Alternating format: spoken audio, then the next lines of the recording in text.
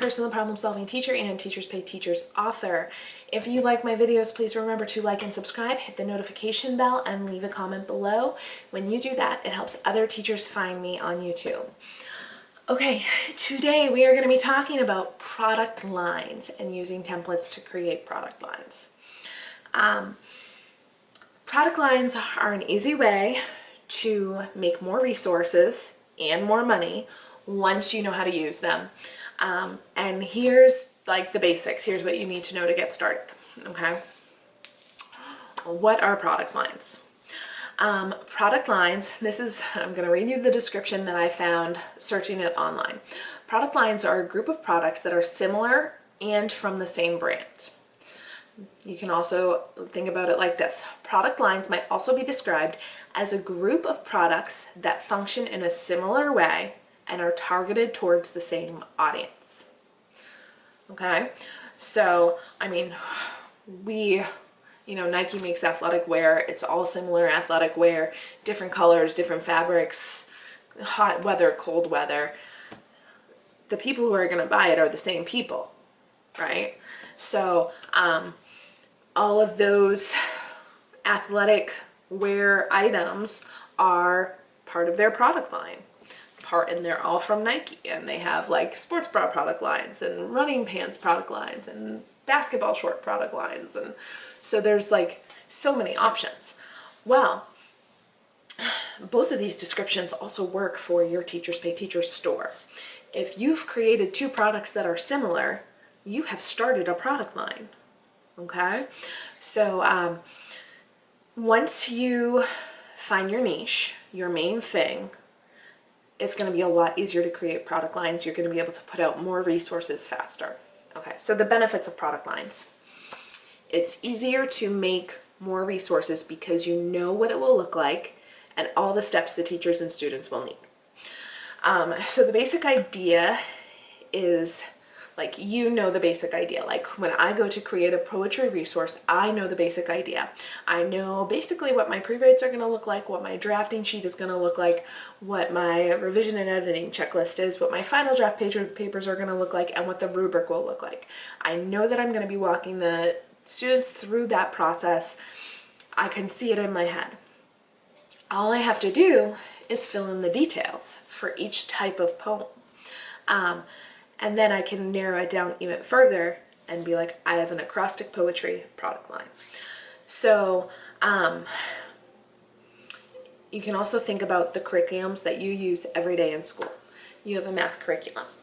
It might start with a whole group lesson, and then it will have like a small group activity. And then your students work individually for a while, and then you give them the exit ticket. And you know that every day, every lesson from September to June or August to May, depending on where you live, is going to follow that format. And it gets boring and repetitive, but your students know what to expect, and it makes the lessons go quicker because the students know what to expect, because the teacher knows what to expect. So it makes it more user-friendly, even if it does get a little repetitive, and it works, right? And when the curriculum companies set up those product lines, they know each lesson is going to be similar, and that is what people expect. So the predictability helps your class anticipate what's coming next, and by creating product lines, you help yourself create lessons that teachers can use easier. So it's easier for you to create because you're just filling in the details, and it's easier for teachers to use too. A template is the basic outline of a product, which you can fill in the details. So the template is going to help you create the product lines. So whenever I go to create an acrostic poem, I take the last acrostic poetry. So right now I just finished a Christmas one. Actually, I updated my Christmas one. So I finished a Thanksgiving one, and I have a Christmas one. So I compared my newest Thanksgiving one, where I might have found a few more mistakes and made a few more improvements, and I carried those things over into my Christmas one. And because I was just like changing out some things, it was pretty easy to do. I was just, you know, filling it in, changing out keywords, changing the directions, and the appropriate clip art. Working from a template rather than from like a brand new blank slate is so much faster, so much faster. Imagine that you were giving your students a craft and you handed them a piece of paper and you said, create a 3D snowman. They would have paper everywhere and be crying. If you gave them a template to trace with like directions on where to cut, they can all create those 3D snowmen pretty easily. And it's so much faster and with less tears. So we give our students templates to use, and we can use them too to create resources. All right, how do you decide what TpT product lines to create? That is huge. How do you know what is worth making a product line out of? So this is where you are going to need to go into your TpT data. So you're going to go into your TpT product statistics page, and you're going to use the toggles. You're going to play with the toggles a little bit until you find the information you want, because you can toggle, and it's product statistics. It always takes me a little while to find it. Product statistics.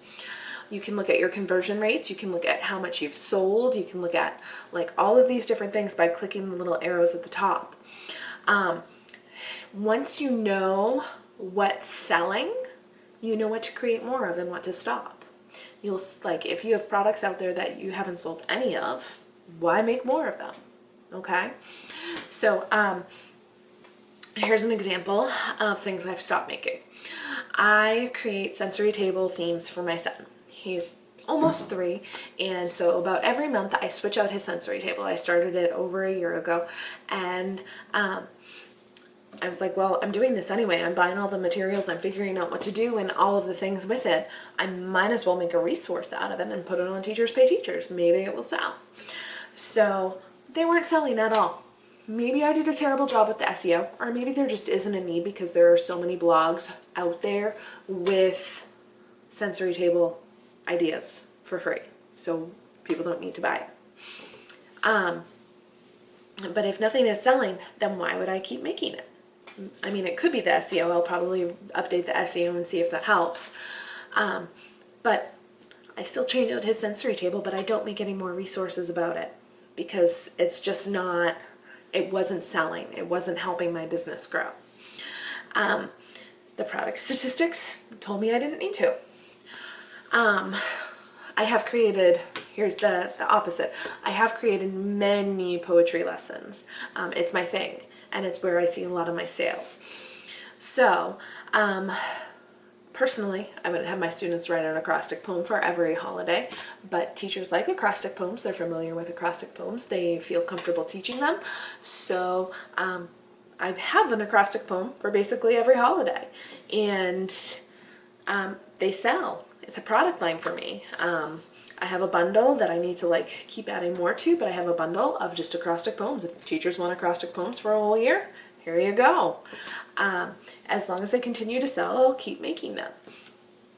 And sometimes I even, as I'm like looking up SEO for, say, an acrostic poem, I might see that people are actually looking for, like, say, this happened to me with Mother's Day. I was looking for a Mother's Day poem, a search engine optimization word to use, and I found that people were looking for a Mother's Day haiku, and that was one of my best sellers that month. So sometimes it helps me find other things that I know, hey, people are looking for that, but also, like, if that's what's selling, then I should make a whole product line of it. And especially when it's easy for me to make and switch out the clip art and the title and all of the little things. The basic form is there and easy to do, so why wouldn't I create it? So basically, once you know what product lines to create, you are going to be able to create more resources quickly, which should increase your sales. So dive into your product statistics. See, I had to check. product statistics, and figure out what's selling and create more of that, and then bundle it. All right, hopefully this video was a little bit helpful to you. Hopefully you learned a little bit more about product lines, and if you haven't considered them before, consider them. Take some time, sit down with your computer and take a look at your data. Leave a comment below. Let me know what product lines you do have, what's working well for you in your business. I'd love to hear it, and have an awesome day.